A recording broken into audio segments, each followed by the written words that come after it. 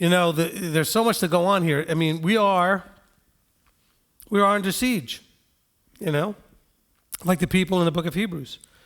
And we're struggling against things. We don't understand that there is a process here. I think you can know that in Egypt there wasn't any good leadership. So Israel did not understand what good leadership looked like. They didn't trust Moses at all. They really didn't. I mean, every time that anything wasn't perfect, what did they do?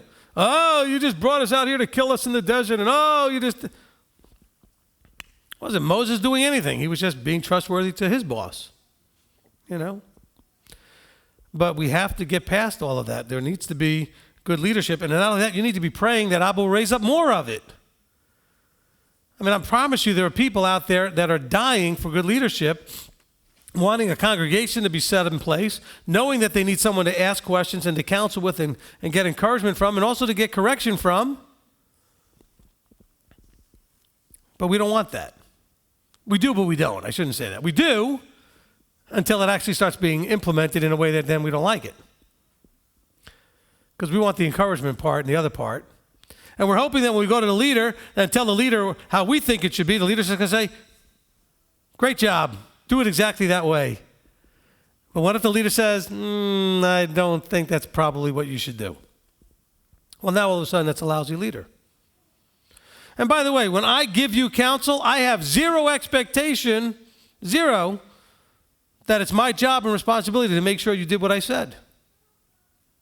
It's not. I don't want to micromanage anybody. Nobody in leadership should. I will tell you what I believe is what I should tell you, whatever I feel is inspired by the Ruach to tell you, and then it's up to you. If you don't do it, you don't do it. If you do, you do. It's not my responsibility. I will not come up to you and give you grief saying, how come you didn't do what I told you? Except if you come to me and tell me, well, I didn't do what I told you, and this is what happened, and I say, well, maybe next time you might want to do what I told you. Okay? Is that making sense? You're going to be running into people. I see it all over Facebook. I see it everywhere. Leadership is under attack 24/7. Nobody wants it that's posting out there. The people that want it are not the ones that are posting. Although I have to say there's somebody probably on live stream here from the group. Bonnie, fabulous job on what you posted about leadership. Okay? It really helped in a week of being attacked to see her post. There's somebody in our ministry who wrote a great post on her Facebook page about leadership and how she has been benefited from it and sees the need for it. I appreciated that. Rebelling can also be as innocuous as something you've been afraid of. Doesn't matter how small it seems if it hinders our obedience. Exactly. Rebellion is not doing what needs to be done for any reason. And it's almost always some sort of fear, doubt, okay, that kind of thing, a trust issue. So like Samuel just said, rebellion is just avoiding doing something you're supposed to do because you're afraid. I mean, rebellion doesn't mean that you're actually gathering people against the leadership. Okay, when Abba tells you, to keep Sabbath, and you don't, you're rebelling against him. He tells you not to eat certain things, and you eat them anyway, you're rebelling against him. There's so many things when he tells you to be loving, joyful, peace, patience, etc., and you're beating people up and attacking them and doing all that, you're rebelling against him. I mean, rebellion comes from the I don't want tos and the I want tos. But I like doing that. All right, so try that for a while, see how good it works. Plan B is a bad idea, I'm telling you. Doing it your way is not we don't want to be singing the My Way song, right? I did it my way. You'd be singing that right into the pit. Okay? We got to have a new song called I Did It Your Way. You'd be singing that one right into the kingdom. If we don't have leadership nearby to regularly counsel us, and albeit virtual, have MPOI as our congregation, what's the best way to discern between the three voices? Again, the best thing to do is to have counsel, and you are always welcome if you're on the live stream here to call. We can Skype. By the way, I didn't mention this during the announcements. I should have. I don't know if any of you are aware of this or how many are aware of this, but Facebook has its own version of like Skype to some degree, like a Facebook Messenger. There's video aspect to it. I actually think it works better than Skype a lot of the time. So for you who are asking the question, absolutely feel free to contact us about issues. So just call, and don't be surprised if you get Robert. He does get a lot of the calls, and if you really just need me, he can handle a lot of them himself. But if you need me, he'll tell you how to get in touch with me, or I'll make sure to get back to you. But we can do that, and I do that with a lot of people. I Skype and Facebook message with people in Australia who are on the live stream even. I do that with people in New Zealand who may be on the live stream. I do that with people in Africa. I do it with people in other countries. It's not a problem if you're virtual. If you're literally struggling with an important issue in your life and you're not sure what the voices are telling you and which one to listen to, you can reach out. Now, we're hoping to have other leaders join in the availability mix from MTOI so that you can call any one of them to spread the burden. But the problem is these guys are not all full-time. And so it's very hard for them to be available like I am almost 24/7 because I am full-time. So we need to pray, Abba, to bless them with full-time ability by having the finances come in. If you're attached to any of these other ministries and you're a congregant and you're not supporting them, shame on you. Shame on you. If they provide you a place to come every week and they're there to meet your needs and when you need them, you can call them and everything else and do it, then why are you not supporting them? Well, I don't believe that tithing is for today and this and that and all those other nonsense you see all over the internet. Really? When did you stop needing to learn to put Yahweh first? So first, let's talk about you. You need the tithing. And second of all, when did you not need what the tithing brings you? A person who's available every day, all the time. Oh, but I haven't needed anybody. Oh, you will. Oh, you will. And you better pray it doesn't happen like at 3 p.m. when the guy or whoever it is at work and they can't take phone calls, or 10 o'clock in the morning when they can't take phone calls, or maybe 2 o'clock in the morning when they're asleep because they have to get up to go to work. I get those calls. Robert gets those calls. I get calls anytime, day or night. And you know what? I take the calls. Oh, yeah, I take texts. Sometimes I get texts from people at 2 a.m. and I respond back. Okay, there's a witness to that. Because sometimes you just need I need some prayer and blah, blah, and a quick text. And you know what? I get that text and I pray back on it. No problem, praying. Okay? That's not to pat me on the back. That's my job. Okay, the tithes, the offerings, the other things, make it so that I can be available 24/7. I've chosen to be willing to do that job. That's why I stepped into ministry. I was willing to be available all the time. But you know what? You got a lot of people out there that can't do that because they actually have to show up at a job in the morning and be cohesive and awake.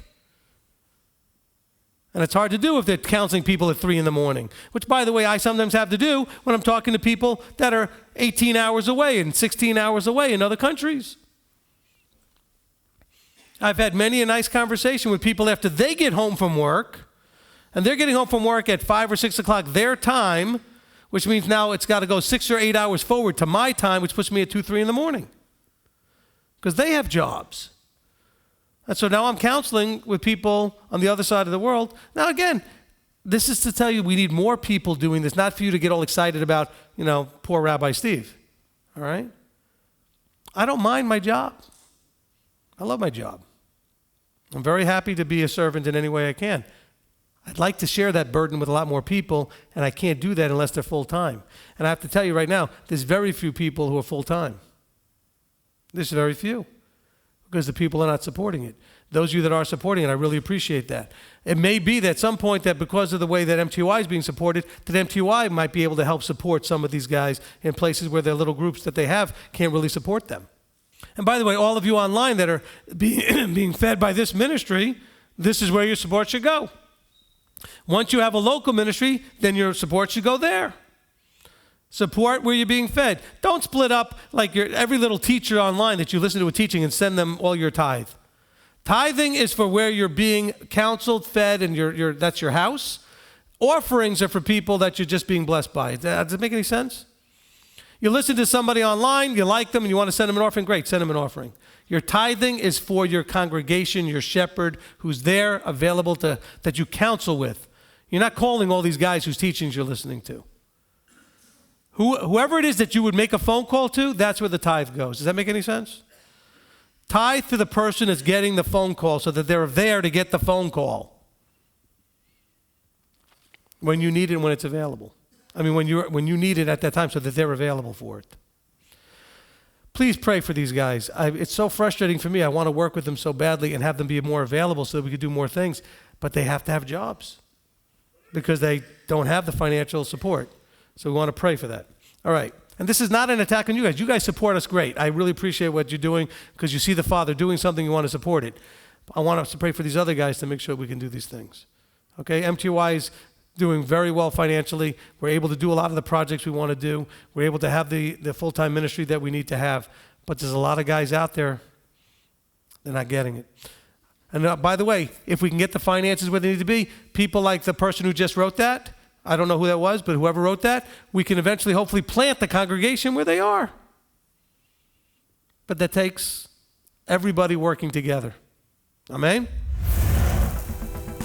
How do you reconcile not rebelling when suffrage movement of the 60s, the emancipation, the Vietnam War, other historical rebellions, are we not to obey the laws of the land? And so these rebellions should not have started. Let's see. All right. So look, first of all, we have to be careful that we're not talking about dissent and rebellion, in terms of the secular compared to what we're talking about in terms of the spiritual. Okay, let's make sure we're not doing any spiritual rebellion. There are times that people live in countries where there may be a need for the people to rise because of the oppression and the abuse and the tyranny. And so whether we should be involved in that or not is a whole different question. But we do, which I really appreciate the point from this point, is, from this perspective, is we do worse in the USA than almost anywhere else. Our whole culture is based on rebellion.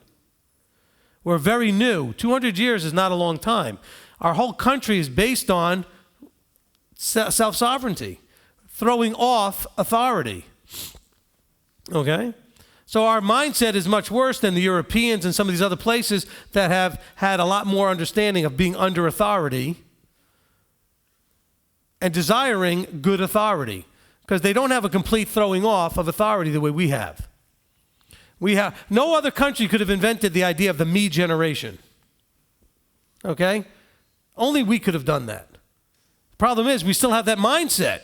Me, me, me. I, right? Okay? So we have to be careful. We can easily get caught up in that more than any other place. Should we not rebuke or reprove others when they have gone astray to set their feet on the straight and narrow path? Okay, this is an important question. The question is, should we not rebuke and correct those who we see going astray? And the answer is only if you have that relationship. It may be that you have that, then yes. But it has to be an agreed upon relationship, because I promise you something. If you don't, it will not do anything positive. If I don't have that relationship with you, are you going to listen to me when I come to correct you? Of course not. Matter of fact, you're going to dig in your heels even worse. Do not correct, admonish anybody that you don't have the relationship where they're open to you correcting and admonishing them. The only exception being if a person is in a group dynamic, the leader may have to go over to someone and say, you're causing a problem in the group. So either we need to fix this or you're going to have to go outside the group. That's the exception. But if a person's just doing something that's only causing themselves a problem, okay, it's not for you to jump in there. Now, of course, if your brother's causing you a problem, now you need to go to your brother and say, hey, look, you're causing me a problem. By the way, them doing something that breaks Torah isn't causing you a problem. I mean, they have to actually literally be doing something that interacts with you and causes you an issue. Okay, so the fact that they stopped at the store on the way to Sabbath services, that's not a problem, that's your problem. Okay? They have to literally be causing you an actual issue directly to you. Okay, in terms of interaction, okay? So let's understand that. Is there a connection with disobedience and the fear of leadership?